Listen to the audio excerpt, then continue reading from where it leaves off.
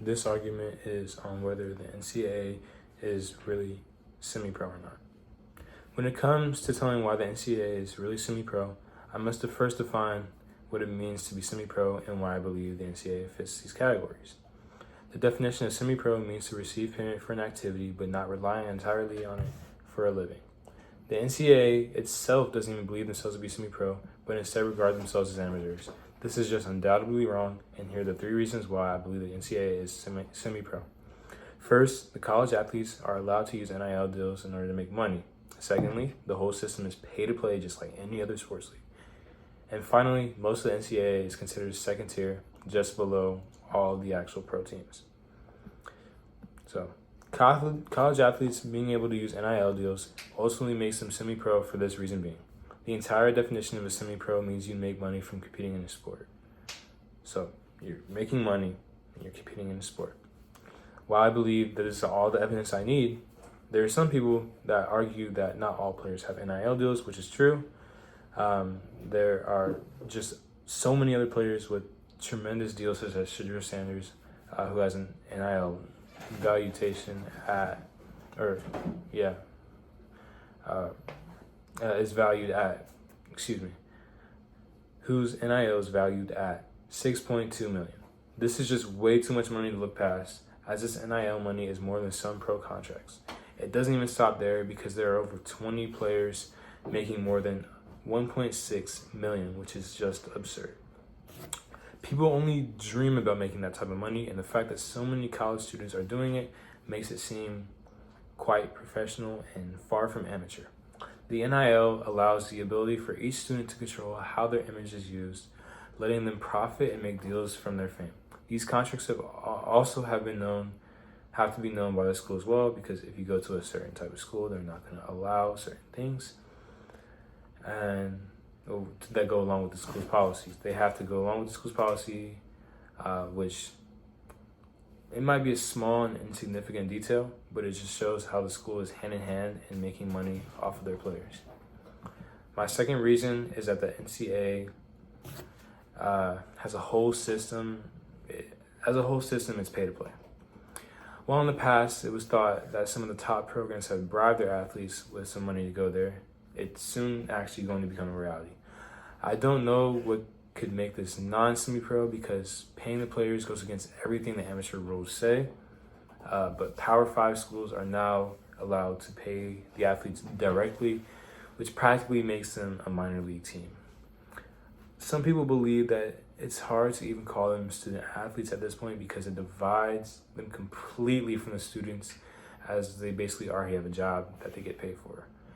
While some might see this as a bad thing, I believe that it's on the same level as a student getting an internship, because in the regular student life, internships help pave the way to success in life but take a lot of work, while these athletes have already dedicated their whole lives to this point of an internship, which is known as college sports. It's basically the internship of the sports world.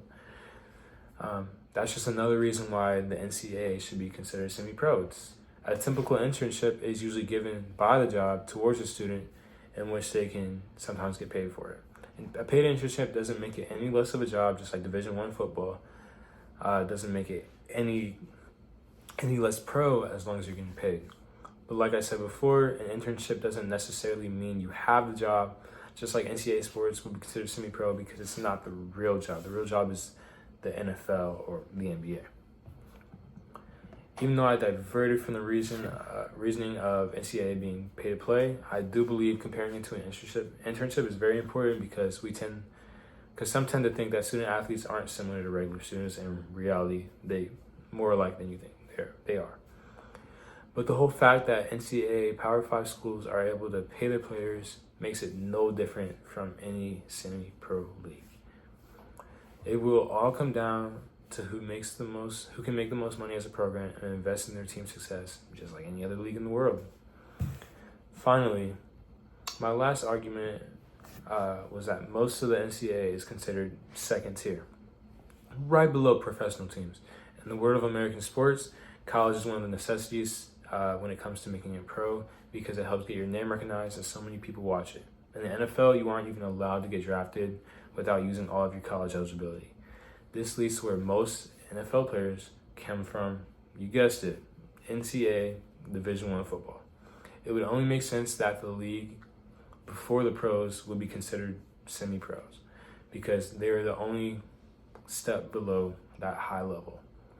This once again boomerangs it back into becoming the equivalent of an internship.